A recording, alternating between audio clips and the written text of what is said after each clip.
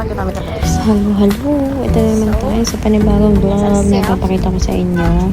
So, nag-alsip kami nung Friday night kasi may fireworks.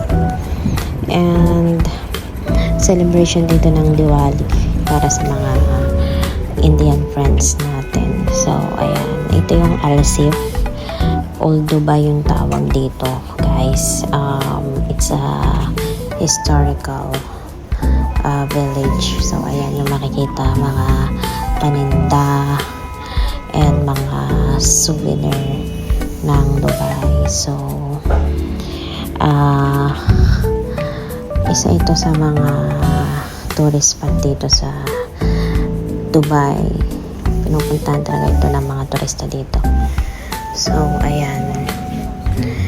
And madami din ditong mga restaurant and coffee shop. So, pag napagod kayo, pumunta lang kayo sa isang kainan and magpahinga din, lakad lang. And then, ito ay Greek side. So, pwede kayo magmuni-muni doon habang nakaupo sa mga restaurant, ganun. So, ayan. Pupunta kami ngayon sa pwesto ng papanoodan namin ng fireworks. So, libre lang dito, guys, manood ng fireworks. Kaya kailangan lang masipag kayo maglakad. And medyo malayo nga ito sa bahay namin. So, yung pinakita ko kanina mula sa bahay namin, nilakad namin. So, 1 kilometer na yun. Depende siguro sa paglalakad nyo. Ako kasi mabagal ako maglakad. So, ayan. Yan yung naka 1.5 daw ako dyan. From pumasok sa Alsip. 500 meters na agad. So, ayan, mga lumang mga padar-padar ganyan. Yan, may Starbucks dito. Mga pinupuntahan din yan ng mga artistang mga namamasyal dito kasi nga heritage siya, guys. So, ayun. Yan yung makikita sa loob. Pagka summer ay pwede kayo dito mamasyal sa loob nito. Siyempre, pag winter naman, kahit sa labas kayo mamasyal. Kasi, guys, matindi talaga dito ang summer. Super init. As in, kung mainit sa Pilipinas, mas mainit dito pag summer. Ayun lang. So, sa mga mamamasyal dito sa Dubai, mas pag-isipan nyo ang mga months kung kailan kayo pupunta. Basta ang advice ko sa inyo ay winter para maganda mag-walking and open lahat ng mga pasyalan. Open ang mga Miracle Garden, Global Village, basta yung mga outdoor na pasyalan open. So, ayan. No, diba? Mga lumang gamit yung mga makikita nyo dito, guys. Madami din dito tindang mga spices, mga keychain, ref magnet. Ayan. Pinakita ko lang sa inyo, guys. Ito, nakailang balik na talaga kami dito. Kasi nga, guys, lakad lang tumula dun sa area namin ng bahay. So, ayan. O, diba? Kahit yung CR dito. Makalumang style. Malinis dito, guys, lahat ng CR. And ayan, yung palabas dito. Kasi nga, may celebration dito para sa mga Indian nating mga kaibigan. So, ayan. Nagpo-perform. So, umupo kami dito sa Costa Coffee Shop. Kasi nga napagod ako maglakad. And ito nga pala, guys, din yung mga carpet. Makikita nyo. Medyo pricey lang talaga siya. Ayan. Oh, spices ulit.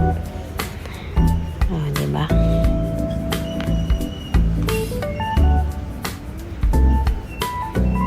Ayun.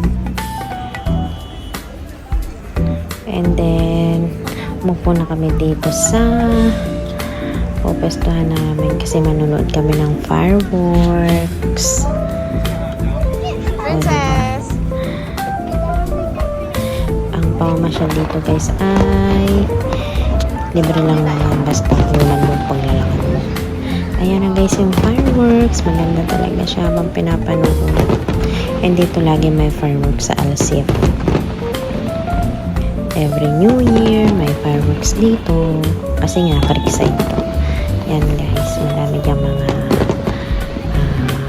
cruise. Pwede nyo ding i-avail yan. And may foods yan na kasama pag nag-avail kayo. So, 2 hours kayong dadaong sa gitna ng creek. Ayan guys. Sobrang sarap talaga sa feeling na makapanood ng live fireworks. Mayaman talaga sila dito sa fireworks. Kung sa Pinas, pupunta pa tayo sa ibang lugar para makapanood ng live fireworks. So, ito, buti na nga lang medyo malapit sa amin. So, ayan, nakapanood kami.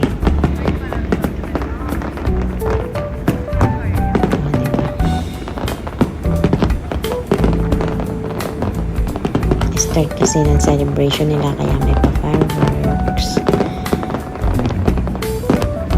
Ang ganda din naman talaga. So, kahit medyo maiksi lang, tuwan-tuwa na din kami niyan. Dami din naman nanood kasi nga, weekend yan. O, diba? Wow, magpapawaw ka talaga dyan, lalo dun sa pahuli. Kasi ang ganda talaga niya.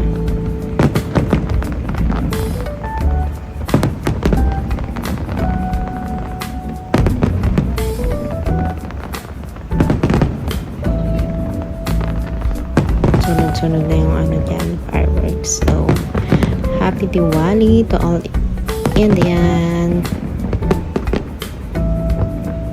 Oh, ha? I think sa Global Village meron ding fireworks. Doon mas magandang pumunta guys kasi doon madami doon picture-picturean. Medyo malayo lang talaga yun dito kasi magbabiyahe ka pa. Ayan. Sabi ko guys, ang ganda niya. Diba? Sunod-sunod. Wow. Wow. Yan naman talaga lagi ang maganda. Yan sa pahuli. O diba?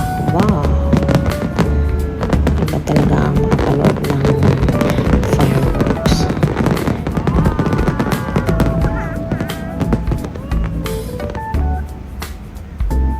Mayaman talaga dito ang Dubai, lagi may pa-fireworks sa Alsip basta may okasyon. And ayan, nag-coffee muna kami.